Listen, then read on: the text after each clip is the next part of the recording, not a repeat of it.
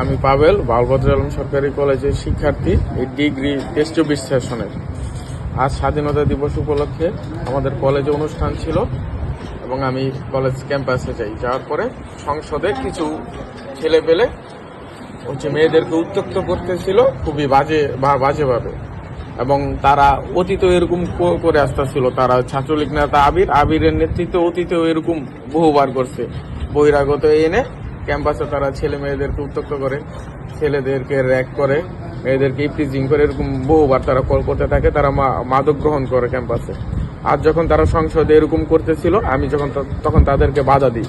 বাধা দেওয়ার পর তারা 15-20 জন হুট করে দেশীয় অস্ত্র নিয়ে ছাত্র সংসদের ভিতরে আমার উপর এলোপাতারি কোপ শুরু করে, এবং আমাদের মাথায় অনেকগুলো কোপ লাগে এবং আমার হাতেও 4-5টা কোপ লাগে।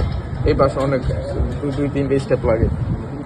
এমন অবস্থায় যখন আমাকে কলেজ প্রশাসনের কাছে নিয়ে যাওয়া হয়, প্রিন্সিপাল ম্যাম, সহকারী অধ্যক্ষ তারা নীরব ভূমিকায় ছিল, এবং তাদের নীরব ভূমিকায় দেখে ছাত্রলীগ নেতা আবির ইনস্ট্যান্ট আমাকে আবার জীবন নাশের হুমকি দেয়, বলে তোকে পরের বার একদম মেরেই ফেলবে। এরকম ভাবে তারা আমাকে ইনস্ট্যান্ট আবার হুমকি দেয়।